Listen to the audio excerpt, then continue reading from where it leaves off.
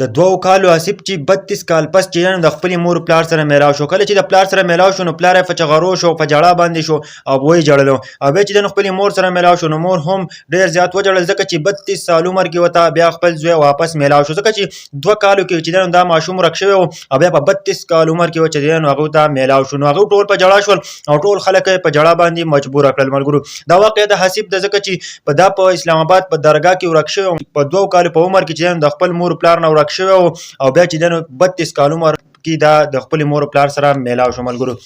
آصف وایي کنه او زه د خپل مور پلار سره تللی وم په اسلام آباد ته درګاه ته، او چې کله زه درګاه ته لاړم نو د خپل مور پلار نه زه ورک شوی وم. او زما د مور پلار وایي کنه چې موږ د خپل زوی ډېر زیات وکوتو، په ټول پاکستان کې موکوتو، خو زمونږ د زوی چې نه موږ ونه موندو. موږ 10 کالو پورې ډېر زیات کوشش وکړو او چې کله 10 کال تېر شول کنه نو موږ ته پته ولګی چې زمونږ د زوی د دنیا نه رخصت شوی دی. او موږ په ټول پاکستان کې وکوتو او زما زوی نه و حسیب چې نن موږ ویل چې دا به د دنیا نه رخصت شوی. ملګرو ولله نومې کس چې ډېر زیات داسې کسان دي چې دا کورونه ورک شوي دي او واپس چې نن هغه د کور خلکو سره میلاو کړي دي. ولله نومې آصف چې کله رابطه وکړه اسلام آباد کې،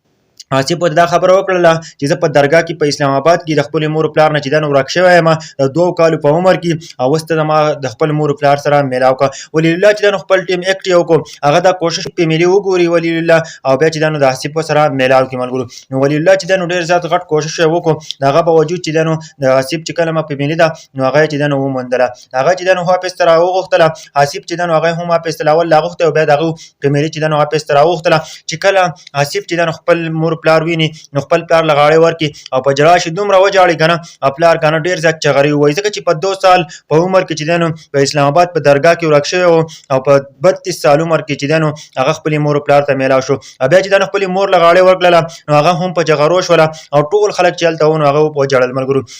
د الله په قدرت ته وګوره کنه اخر کار چې دی نو ولی الله یو ډېر غټ کار وکړو چې حسیب چې د خپل مور پلار سره میلاو کړو. ملګرو ډېر عجیبه داستان دی د مور پلار کنه چې 2 کالو ماشوم چې دی نو هغه په 32 کال عمر کې چې دی نو هغه د بیا د خپل مور سره میلاو شي. په 2 کال عمر کې چې دی نو هغه ورک شوی و، بیا د 32 سال عمر کې چې دی نو هغه د خپل مور پلار سره میلاو شو. ډېر عجیبه داستان دی ملګرو، که تاسو په هم په ژړا باندې مجبوره کړئ چې د مور پلار نه چې دی نو د زړه یوه ټوکړه جدا شي نو دا ډېره زیاته ګرانه وي. ملګرو دا واقعه راغلې وه کنه نن سبا به راته بیا خلک وایي کنه چې وسیم دروغ ویل، خو دا یوه واقعه راغلې وه ډېر عجیبه داستان و، ډېر د ژړا ډکه واقعه وه کنه چې یو زوی چې دی نو د 2 کالو په عمر کې هغه د خپلې مور پلار نه جدا شوی و، بیا په 32 سال عمر کې چې دی د خپلې مور پلار سره میلاو شو. ملګرو په دې باره کې تاسو څه وایي ښوونځي کامنټ وکړئ. که هر چېرته اوسېږئ ژوندي اوسئ، خوشحاله اوسئ او زموږ دا پیج او چینل ورسره ضرور سبسکرایب کړئ او پیج ورسره ضرور فالو کړئ.